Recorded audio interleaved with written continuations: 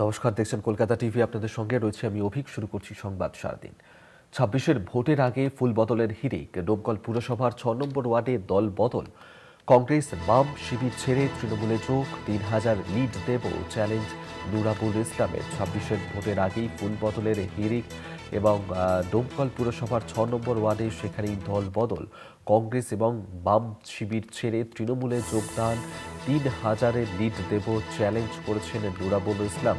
সামনেই ২৬-এর বিধানসভা নির্বাচন, যদিও দিনক্ষণ অফিসিয়ালি এখনো ঘোষণা হয়নি, তবে আগে আন্দাজ পাওয়া যাচ্ছে যে কবে নাগাদ এই নির্বাচন হতে পারে। তার আগেই যেভাবে একের পর এক বিরোধী শিবিরে ভাঙন দেখা দিয়েছে এবং ক্রমশই শক্তিশালী হচ্ছে রাজ্যের শাসক দল তৃণমূল।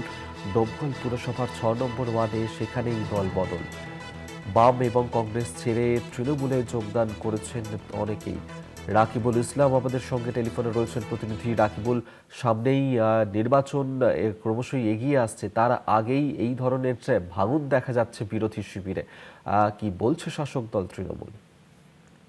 একদমই তাই। দেখো, সামনেই বিধানসভা নির্বাচন। ইতিমধ্যেই তৃণমূলের যে সাধারণ সম্পাদক অভিষেক বন্দ্যোপাধ্যায়, তিনিও কিন্তু জেলা ভিত্তিক যে সভা, সেই সভাও শুরু করে দিয়েছেন নির্বাচনকে সামনে রেখে। এবং তৃণমূলের যে সংগঠন, সেই সংগঠনকে শক্তপোক্ত করতে বুথ ভিত্তিক কর্মী সম্মেলন, কর্মী সমাবেশ, সেগুলো কিন্তু শুরু করেছে তৃণমূল। আর এরই মধ্যে দেখা গেল সেই সব ওয়ার্ড ভিত্তিক যে সভা, সেই সভাতেই কিন্তু যোগদানের ছবি। অর্থাৎ ডোমকলের ৬ নম্বর ওয়ার্ডে বাম কংগ্রেস ছেড়ে তৃণমূলে যোগদান করলেন, এমনটাই দাবি করছেন তৃণমূল টাউন সভাপতি কামরুজ্জামান মণ্ডল, এবং তারই হাত ধরে যোগদান করেছে।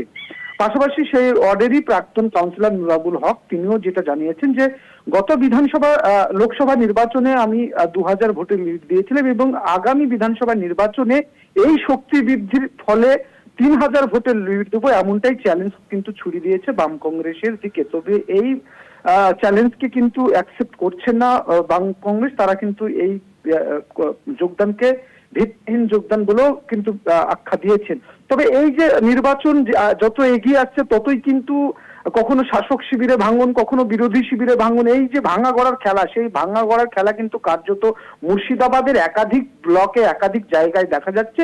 ঠিক সেই মতোই কিন্তু মুর্শিদাবাদের ডোমকল পৌরসভার ৬ নম্বর ওয়ার্ডেও দেখা গেল। এবং কার্যত যে বিধানসভার আগে এই যোগদান তৃণমূলকে আরো বেশি অক্সিজেন দেবে, অর্থাৎ বাড়তি অক্সিজেন দেবে, তেমনটাই মনে করছে তৃণমূল নেতৃত্ব।